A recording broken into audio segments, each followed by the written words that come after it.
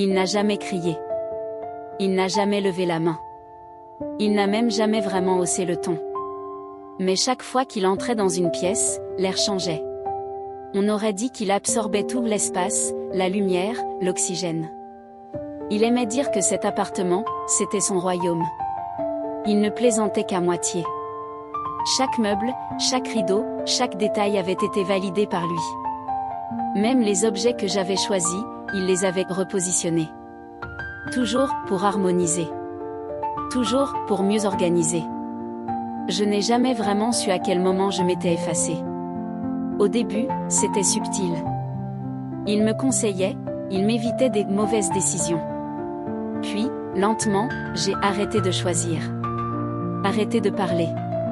Arrêté de proposer. Il décidait. Et moi, je vivais dans son monde. Un monde propre, bien rangé, silencieux.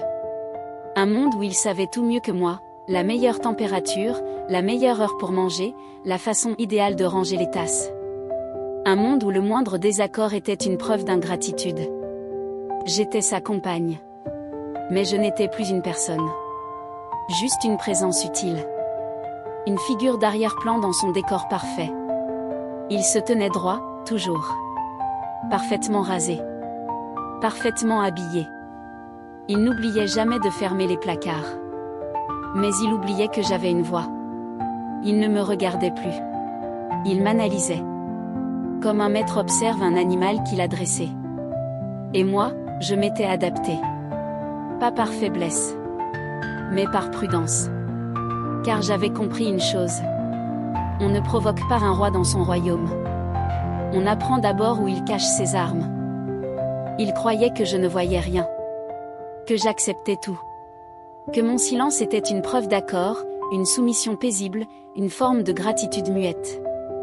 Mais je comptais.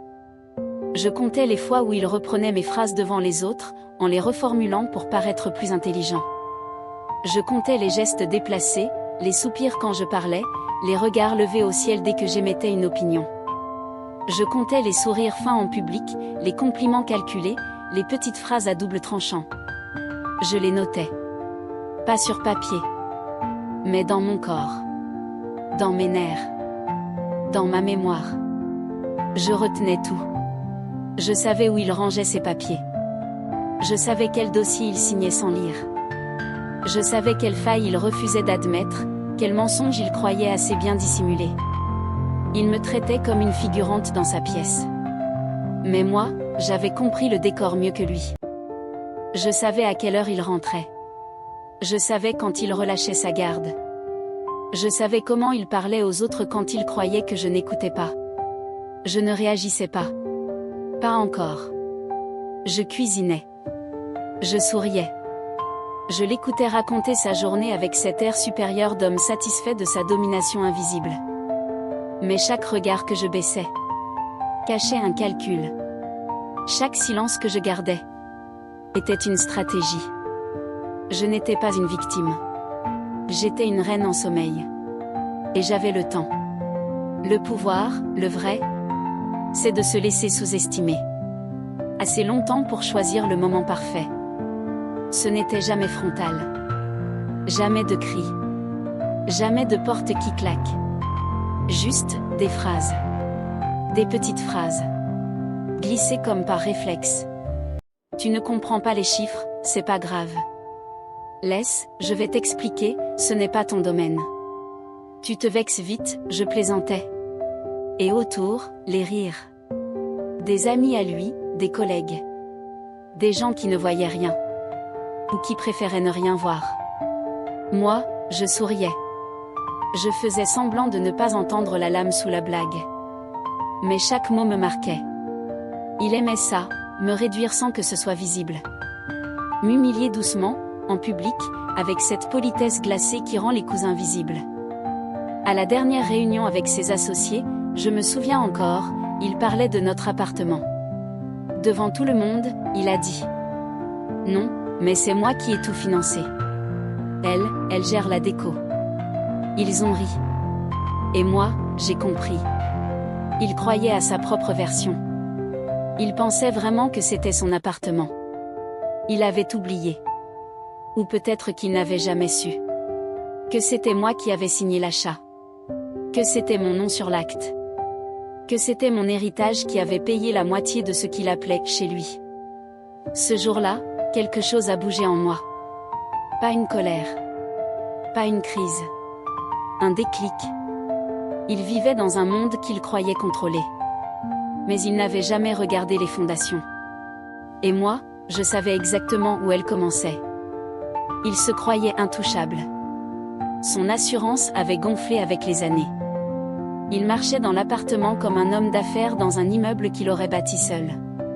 Chaque pièce portait sa trace, du moins, c'est ce qu'il pensait. Mais ce qu'il ne savait pas, c'est que chaque recoin portait aussi mes preuves. Je conservais tout. Les relevés. Les actes. Les transferts. Même les petits contrats qu'il me demandait de signer vite fait, sans lire.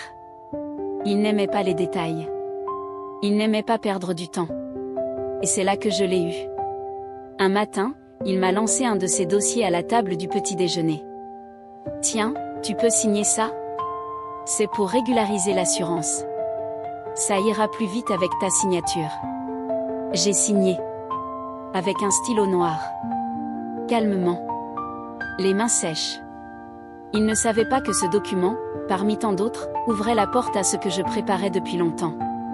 La revente. L'appartement n'était pas à son nom. Il ne s'en était jamais soucié. Tant qu'il avait les clés, tant qu'il décidait où allait le canapé, il se croyait propriétaire. Mais les murs, le sol, le titre, tout m'appartenait.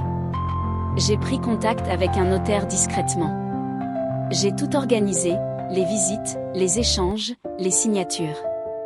Et lui? Il continuait à m'expliquer comment ouvrir correctement les fenêtres pour aérer sans gaspiller le chauffage. Il vivait dans un monde parallèle. Un monde qu'il croyait stable. Solide. Éternel. Il n'a rien vu venir. Rien entendu. Il ne savait pas qu'il vivait dans un château de cartes. Et que j'avais déjà retiré les fondations. Le jour de la signature, il n'était pas là. Évidemment. Il était parti tôt pour une réunion, une de ces journées chargées, où il aimait que je lui prépare son café pendant qu'il révisait ses notes. Je l'ai servi. Comme d'habitude. Il n'a rien vu sur mon visage. À 11 heures précises, j'étais chez le notaire. Le stylo entre les doigts. Mon nom en haut du document. Et, en bas, l'acheteur.